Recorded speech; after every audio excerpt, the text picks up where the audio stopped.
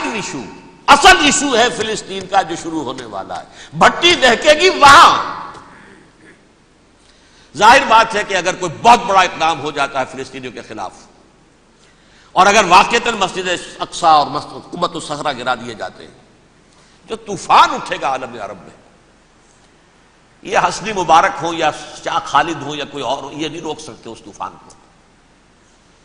نوجوان خون اٹھے گا، غیرت اور جو بھی حمیت ہے۔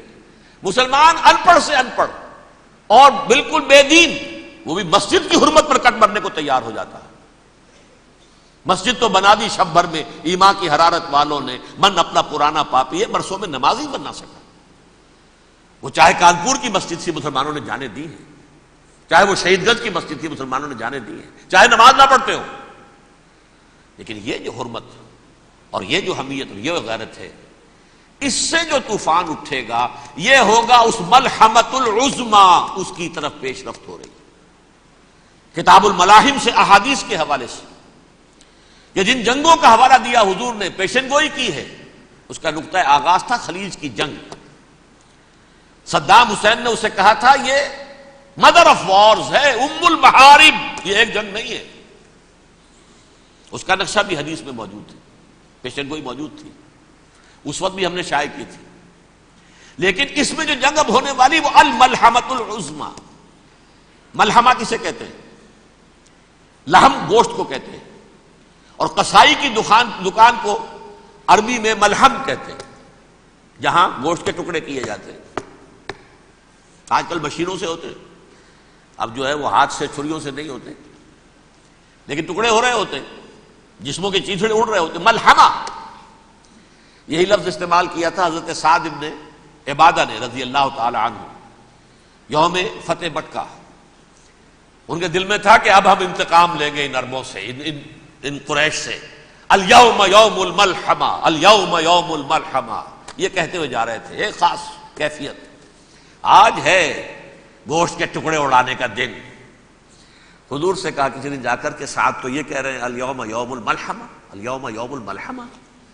حضور نے فرمایا نہیں، ان سے کہو جا کر الیوم یوم المرحمہ، الیوم یوم المرحمہ، آج رحمت کا دن ہے، آج تو میں ان سب کو معاف کروں گا۔ لا تثریب علیکم اليوم، میں تم سے وہی بات کہہ رہا ہوں جو میرے بھائی یوسف نے کہی تھی اپنے بھائیوں سے، اذهبوا فانتم الطلقاء، جاؤ تم سب کے سب آزاد۔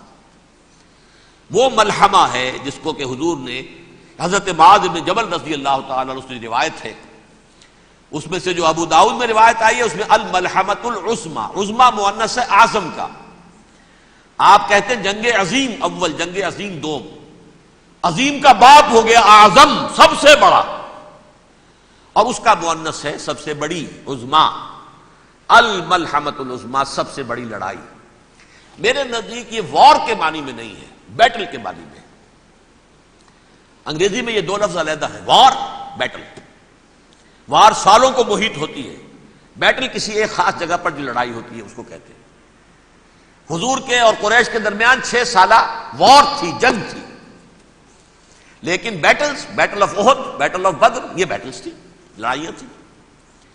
تو عظیم ترین جنگ شاید اس اعتبار سے نہ ہو جیسے کہ ورلڈ وار 1 اور ورلڈ وار 2، یعنی اس کی وسعت کا اتنا معاملہ نہیں اور طوالت کا نہیں، لیکن جو لڑائی جو ہے بیٹل ہونی ہے، جس کو کہ یہ لوگ، یا چونکہ میں نے کہا تھا شروع میں کہ سرما ہے میری آنکھ کا خاک حجاز و ہول قدس، نیو ٹیسٹمنٹ کی آخری کتاب ہے the book of revelation, revelation of saint John, اس میں آرمگڈون کہا گیا ہے اسے۔